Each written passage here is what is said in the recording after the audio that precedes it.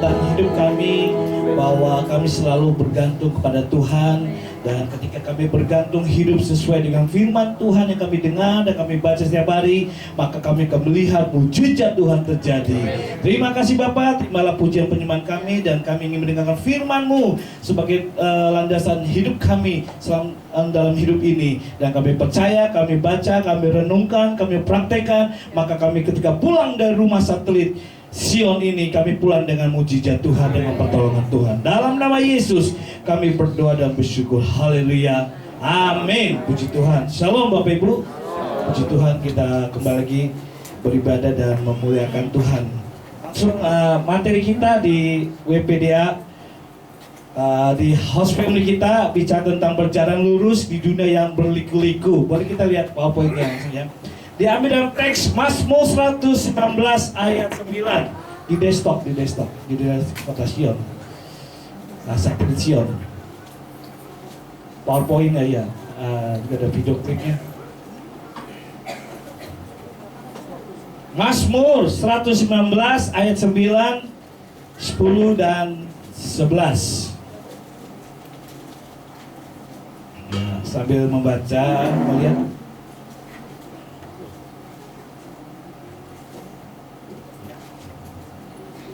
Oke, Bapak Ibu kita lihat yang sudah dapat, katakan amin. Amin. Yang belum, kita baca bersama-sama di LCD ya.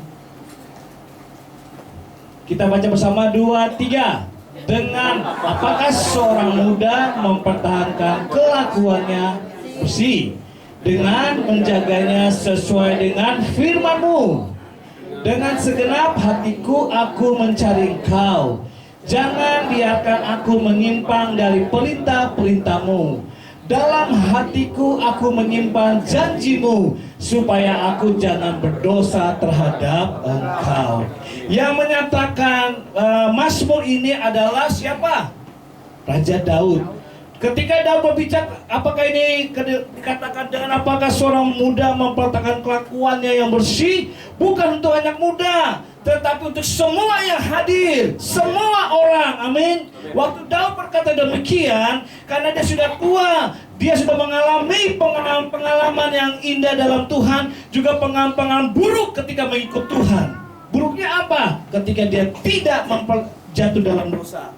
Dia baca firman Tuhan, tapi dia tidak melakukannya. Itu adalah pengambil sehingga musibah terjadi. Tetapi kalau kita perjalanan berbeda kita sepanjang minggu tentang Daud, itu luar biasa.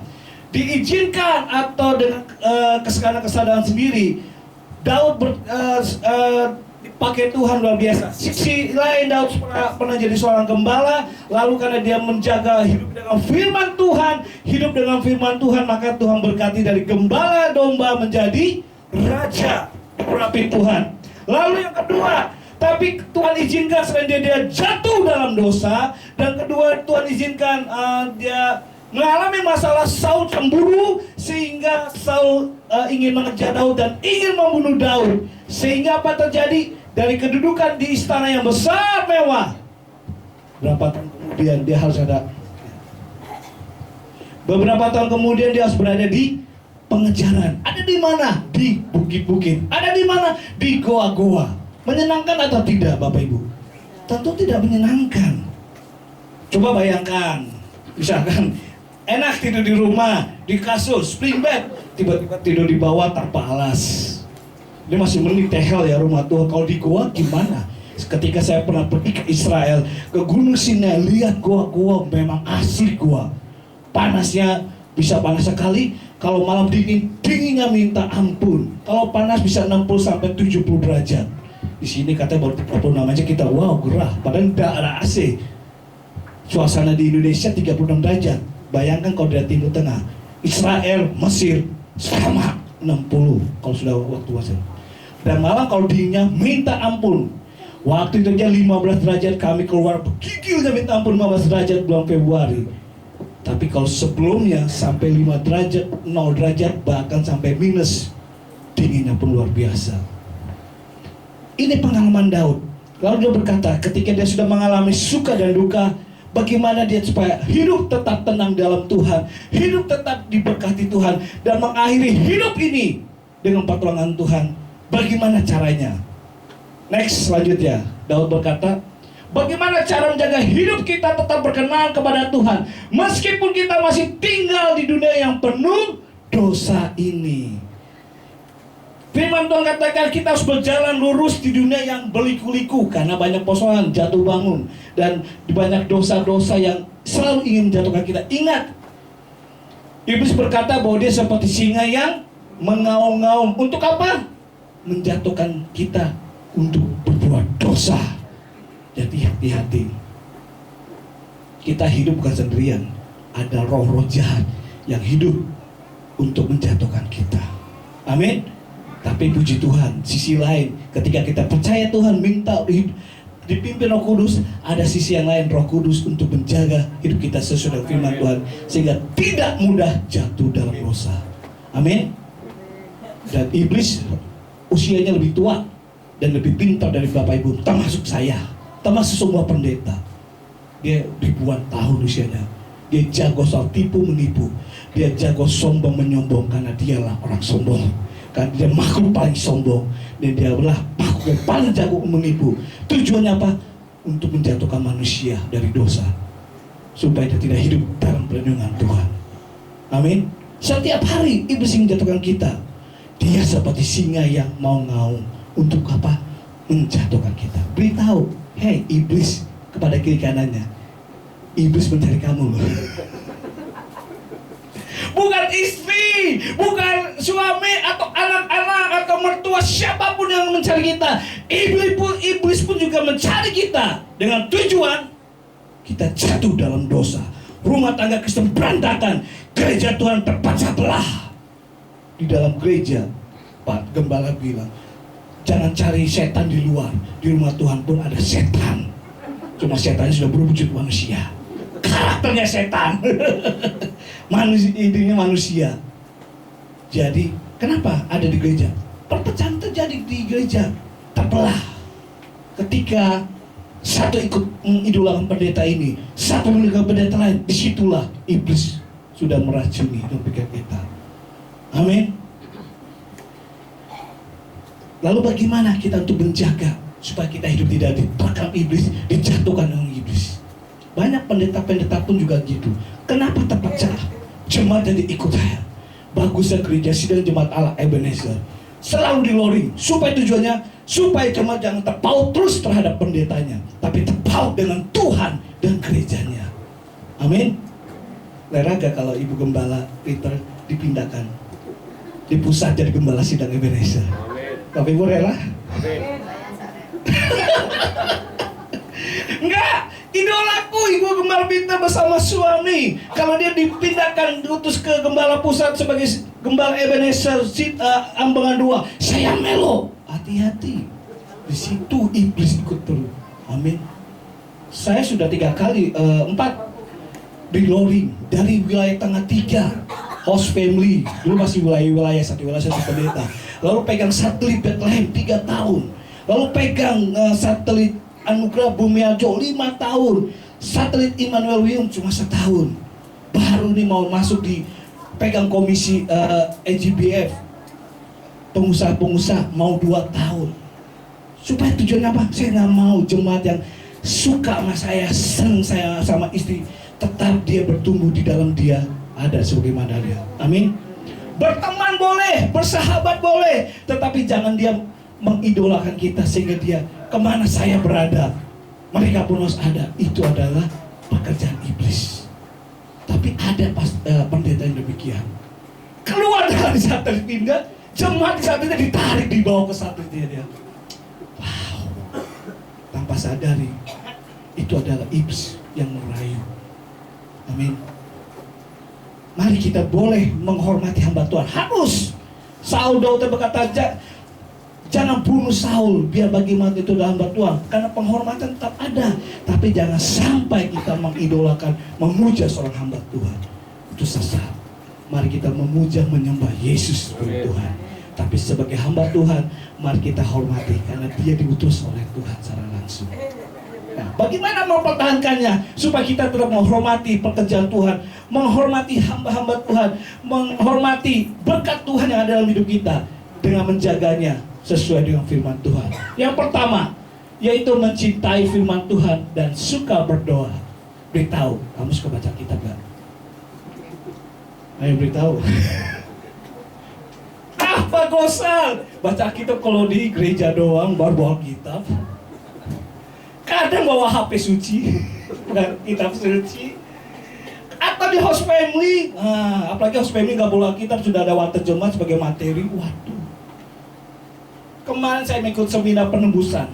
Seorang pendeta Pak Abraham itu dari Korea. Dia mengatakan gini, dia sudah S3, gelar doktor teologi. Tapi ketika jemaat, Pak, bagaimana caranya Yesus itu menebus saya? Loh, berulang diambil sekolah teologi itu Bapak Ibu bisa kalau sampai S3, S1 aja 4 tahun, S2 7 tahun, tambah lagi 3 tahun. Sehingga sampai 10 atau 12 untuk belajar Alkitab. Tapi Dr. Abraham, Pak, ketika tanya demikian, gimana penebusannya, sejarahnya gimana? Dia masih mau belajar lagi, pada saya yakin dia bisa itu. Dia lagi belajar, apa yang dia pelajari? Dia pergi ke Bukit Goa, padahal dia gembala sidang berjemaat 80.000 orang. Dia tinggalkan dulu pengembangan sementara, dia kasih kepada wakilnya dan pengurusnya 3 tahun, 7 bulan, 6 hari. Ngapain? Ke bukit. Di sana bukit tahu panas sama kayak di Israel. Panas ya panas, dingin-dingin, gak baca. Apa yang dilakukan? Baca Alkitab dan dia menulis. Dan di situ dapat pencerahan. Sehingga mendapat baca kita berapa? 1806 kali. 1806 kali selama 3 tahun. Coba tanya kiri, kamu baca kitab setahun berapa kali? Haleluya. Untunglah puji Tuhan Gembala Sidang kita punya program visi kasih tahu Tuhan supaya kita kembali baca Alkitab. Makanya ada WPDA, waktu pribadi dengan Allah, dengan baca Alkitab yang teratur dalam ada kitab 2 tahun ya di situ. Dan di Bapak Ibu baca di materi pena gembala ada pembacaan Alkitab setahun, sehingga setahun kita bisa selesai Alkitab itu 2 tahun selesai, supaya kita apa? Membaca Alkitab 2 tahun loh baru baca Alkitab. 77 tambah 36 berapa Alkitab? Satu kitab berapa hari? Puji Tuhan, supaya tujuan apa? Kita lebih mendalami lagi. Itu buktinya kalau kita mencintai firman Tuhan, menjaga hidup kita, janganlah terpengaruh. Sekarang gampang sekali orang terpengaruh dengan berita hoax, dengan HP kita, dengan berita-berita online, dengan televisi. Mudah sekali emosi kita terbakar, tidak terkontrol. Hei, isu-isu perselingkuhan, selebriti, isu-isu lain-lain, radikalisme, isu-isu yang lain, sehingga membuat kita nggak terkontrol hidup kita, pikiran kita, dan pelayanan kita. Betul? Jangan, kalau menjaga kalau kita lebih banyak baca Alkitab daripada baca HP. Coba tanya WA-mu berapa sehari kamu baca? Facebook, WhatsApp, Twitter, YouTube, waduh, berapa banyak? Sehingga lupa untuk membaca kitab. Hati-hati, iblis itu saya bilang jagonya menipu, jagonya berbohong. Dengan canggihnya teknologi, di situ disusupi dengan berita-berita hoax, berita-berita asusila, berita-berita membuat orang jatuh dalam dosa. Maka kembali lagi, bacalah Alkitab untuk hidup kita tetap bersih. Kurangi baca HP. Boleh kan saya bawa HP ini, tapi untuk berita menguatkan iman, WPDA sharing. Boleh juga untuk mencari informasi-informasi, ya. Dan juga boleh juga untuk mencari khotbah, saya gunakan juga ini penafsiran boleh. Tapi itu kalau ada yang perlu. Yang terutama bacalah Alkitab. Untungnya Bapak Ibu punya HP memudahkan. Kalau nggak bisa baca Alkitab di rumah, ya di pekerjaan bisa baca. Amin. Biar nggak dianggap orang suci, orang alim, ya kan. Tapi di dalam Alkitab kita, dalam HP kita bisa membaca kitab supaya kita tahu apa sih yang Tuhan bicara pada hari ini. Amin.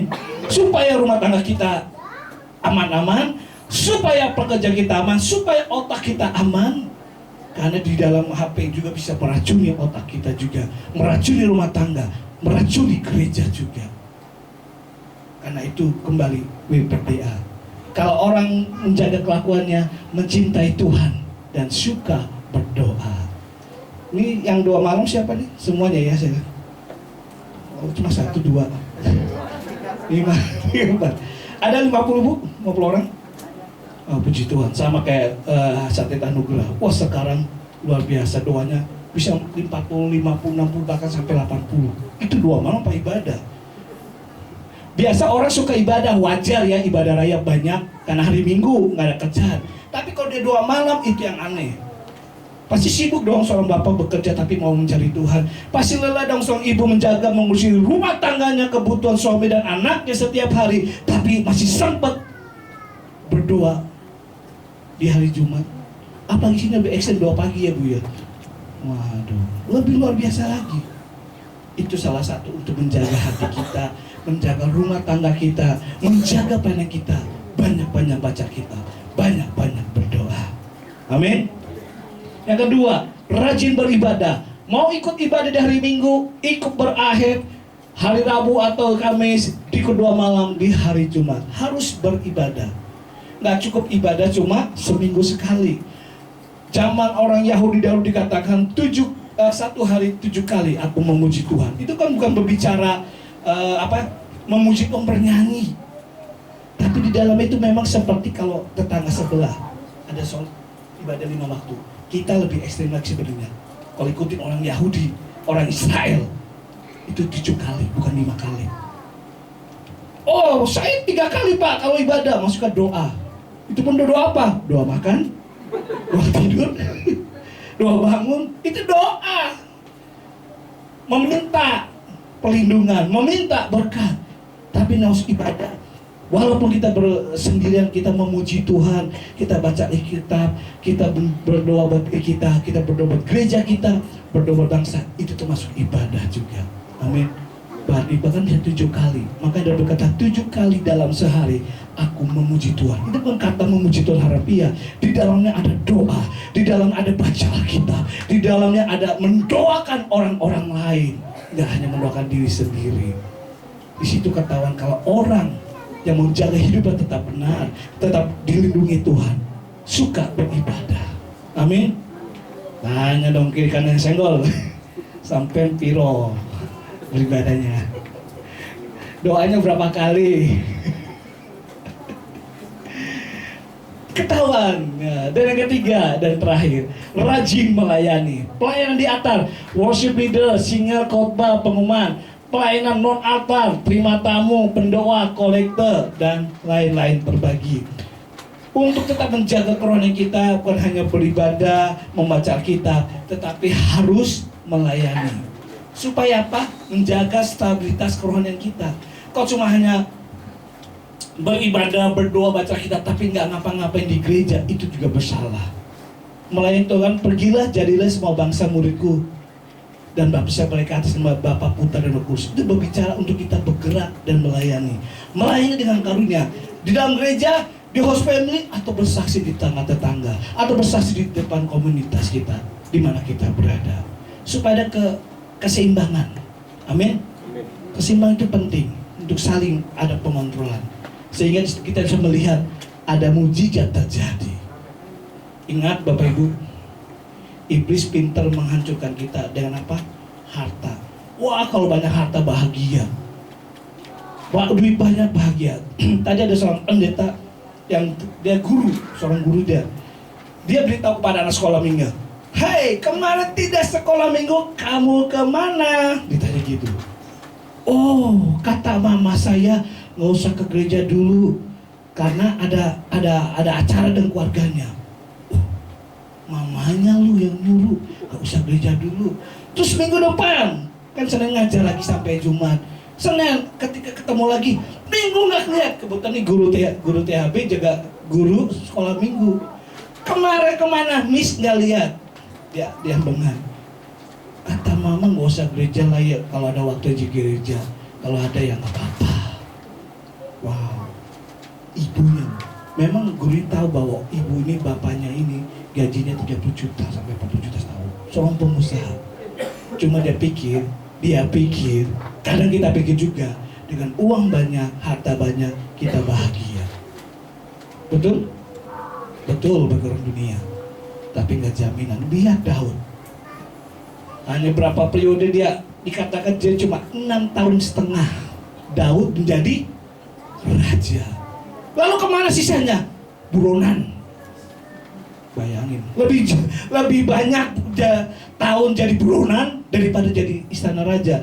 Dia sementara tinggal di istana cuma 6 tahun, makan minum enak, tempat tidur enak, mungkin ber AC dingin. Sementara puluhan tahun jadi buronan, makan nggak makan, minum nggak minum, ngurusin orang-orang yang ikut bersama dia.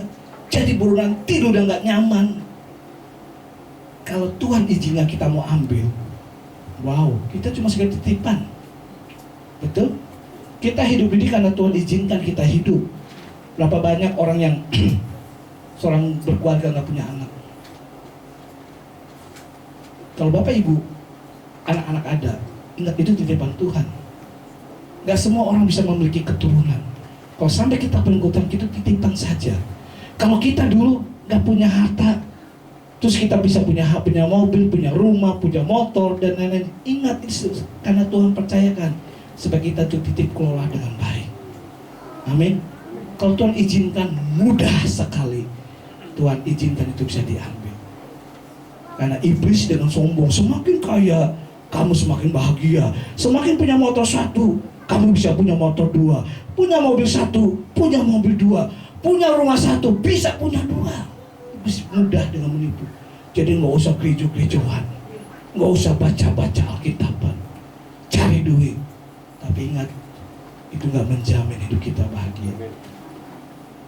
Hidup kita sementara Bapak Ibu, akhirnya janji 70 tahun saja. Iya kan?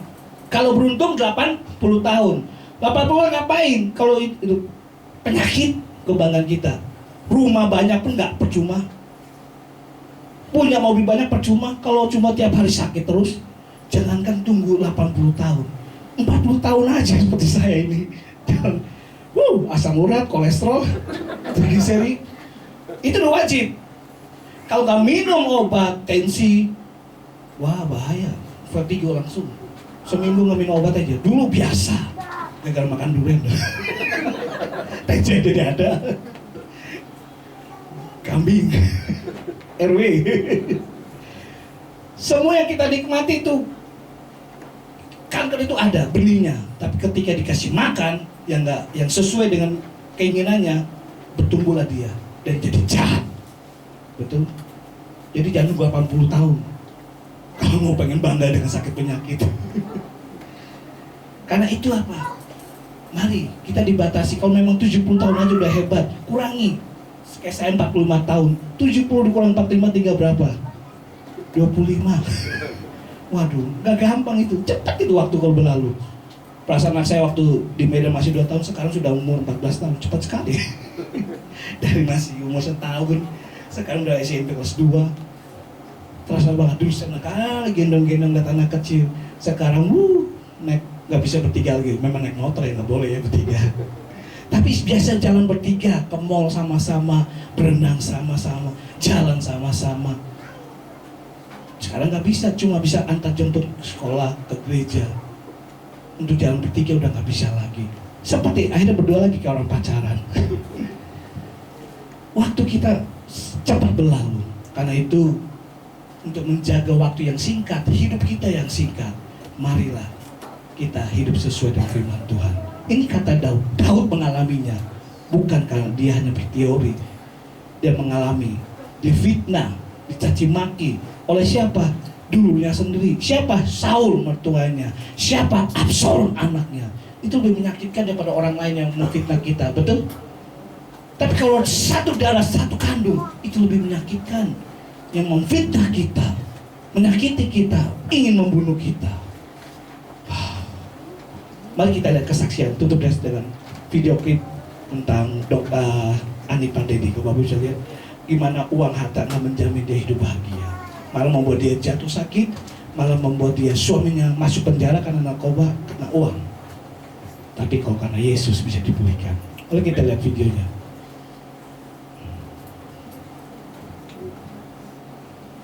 Suaranya boleh?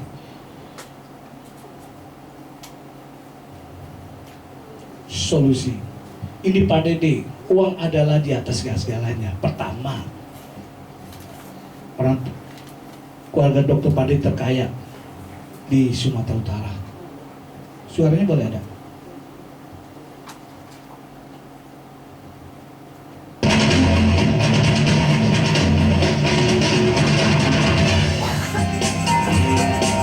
Tahun 1994, Indri yang berhasil meraih gelar doktor dengan prestasi cum laude di Amerika membuka sebuah usaha hotel dan diskotik di satu kota di Indonesia.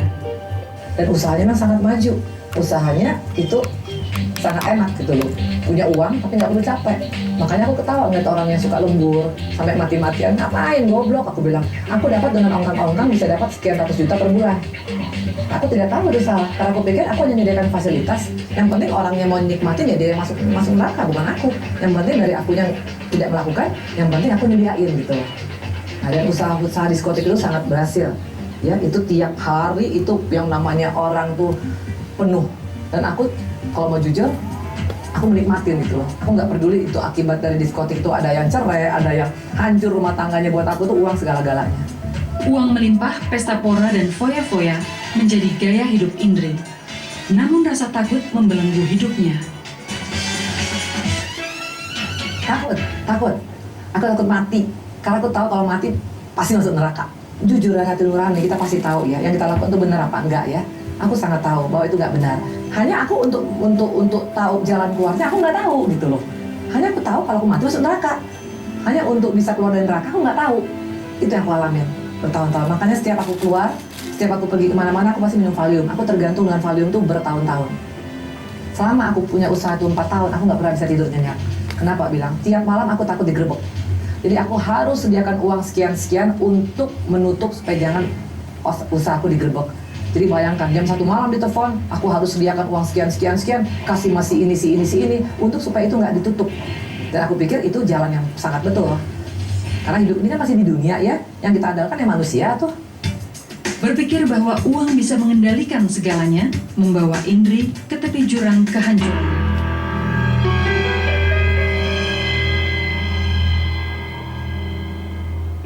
Dia tuh udah ngerasa udah kayak anak pembantu aja, udah nggak bisa dapet kayak sayang dari papa, nggak bisa dapet kasih sayang dari mama, udah gimana ya, udah nggak tahu harus cerita ke siapa, harus ngomong ke siapa, soalnya udah kayak hidupnya udah kayak sendiri aja.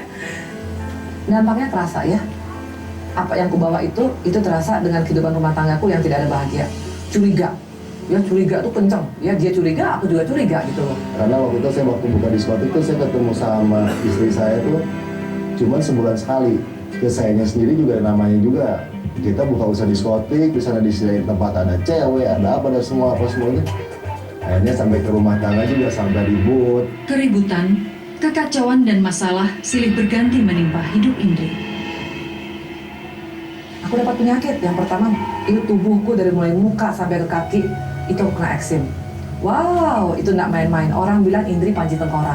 Kenapa bilang? Karena muka aku sangat jelek. Tidak ada satupun yang nggak tercover dengan eksim. Nah, sudah setahun kemudian baru sembuh. Itu pun sembuhnya lama recovernya. Nah, tapi ternyata habis dari situ ada penyakit yang lain. Aku kena koma. Gara-gara hanya nggak bisa buang angin. Itu nggak main-main. Rupanya seluruh ususku itu apa tuh namanya, ususnya itu semuanya berbelit-belit. Sampai aku koma, akhirnya aku dibawa ke Singapura. Begitu banyak uang yang dikeluarkan oleh Indri. Namun prahara kehidupan tak kunjung berhenti. Usahanya juga habis dibakar. Dan bukan hanya sekedar dibakar, udah dibakar penghasilanku pun hilang total.